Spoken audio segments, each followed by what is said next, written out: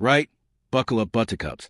Because Nigel Farage has just done what Nigel Farage does best, spotted an opportunity and gone straight for the jugular. The man who once called for the complete abolition of the House of Lords is now practically banging down Keir Starmer's door begging to stuff it full of his mates. And honestly, the sheer audacity is almost admirable. Almost. Picture this. You spend years ranting about how the House of Lords is an outdated relic that needs scrapping. Then the moment your party gets a whiff of success, you're suddenly writing love letters to the Prime Minister asking for VIP passes to the very institution you wanted demolished. It's like setting fire to a restaurant and asking to be head chef, spectacular, shameless, and quintessentially Farage. But here's where it gets properly juicy. Reform UK pulled in over 4.1 million votes at the last election. That's more than the Liberal Democrats, yet they got precisely zero representation in the Lords while the Lib Dems are lounging about with 76 peers like they own the place. Talk about democratic wonkiness.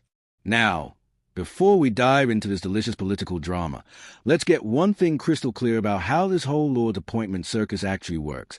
Because trust me, it's more Byzantine than a medieval power struggle. The Prime Minister holds all the cards when it comes to handing out those coveted red benchies. Think of Keir Starmer as the ultimate nightclub bouncer.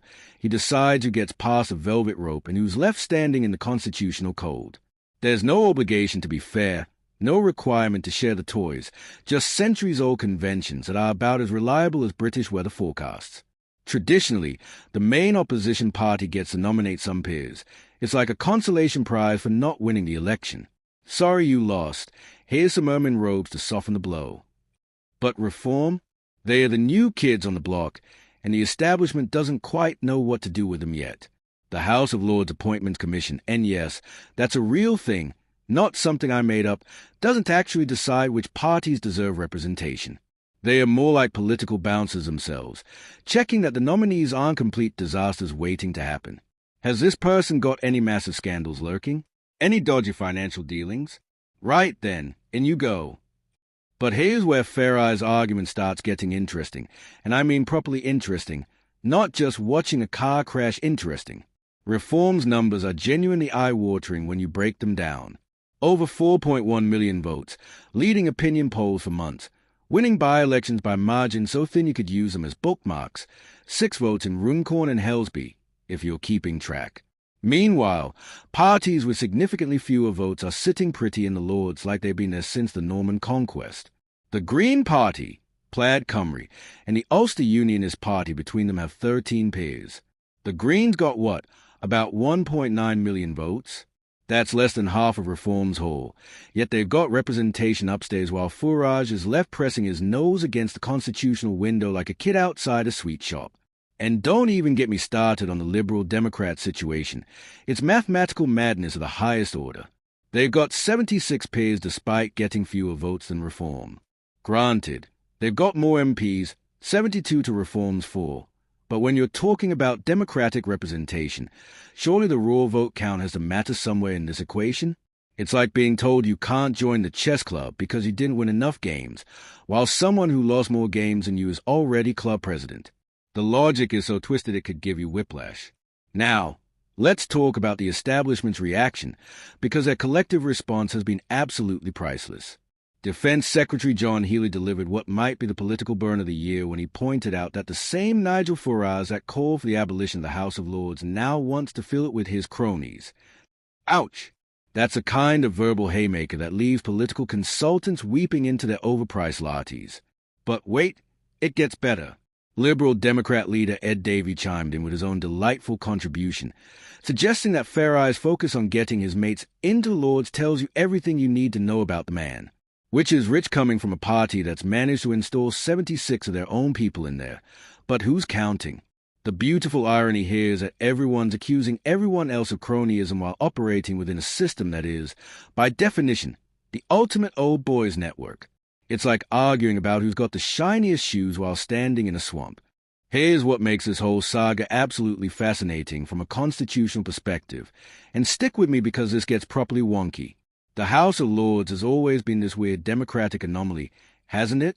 You've got hereditary peers who got there because their great-great-grandfather once lent the king a fiver, live peers appointed for services of politics or society, and bishops who presumably have a direct line to divine wisdom about tax policy. The system has evolved over centuries from pure aristocratic privilege to this strange hybrid where democratic principles sort of apply, but not really, depending on who's making the decisions and what day of the week it is.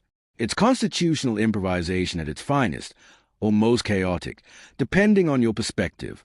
Reform's emergence has essentially thrown a massive spanner into this delicate machinery. They've demonstrated that you can get millions of votes and significant public support, while being almost entirely locked out of half a parliament. It's a democratic paradox wrapped in ermine robes and tied up with centuries of precedent. And Farage, love him or loathe him, has spotted this contradiction and decided to exploit it with all the subtlety of a sledgehammer through a greenhouse window.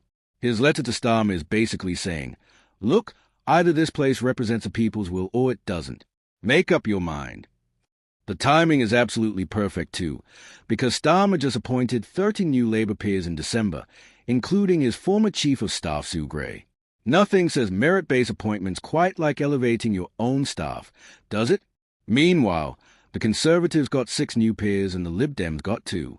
Reform got precisely nothing, which brings us full circle to Farage's grievance.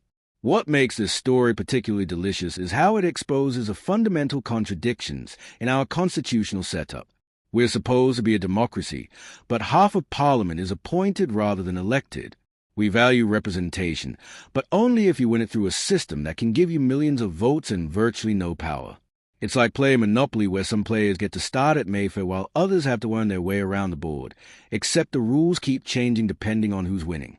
The establishment's response essentially boils down to that's not how we do things around here, which is probably the most British way possible of saying shut up and know your place. But Farage has never been one to know his place, has he? That's rather the point of him. So where does this leave us? Starmer's got a fascinating decision to make. Does he stick to tradition and tell Farage to jog on, potentially reinforcing the argument that the system is rigged against insurgent parties? Or does he throw him a bone and risk legitimizing Reform's claim to be the real opposition?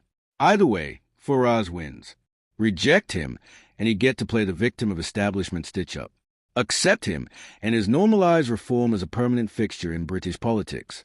It's political chess played by someone who's quite happy to flip the board if the game isn't going his way. The really fascinating bit is what this means for the future of British democracy. If parties can get millions of votes but remain locked out of half a parliament, what does that say about representation? And if the solution is to stuff the Lords with more political appointees, are we fixing the problem or just making it bigger? It's enough to make you wonder if maybe, just maybe, Farage had a point all those years ago when he wanted to abolish the whole thing. Though somehow I doubt he'll be making that argument again anytime soon. Right then, that's enough constitutional chaos for one day. What do you think? Is Farage right to demand his place at the top table, or is this just opportunistic politics at its finest?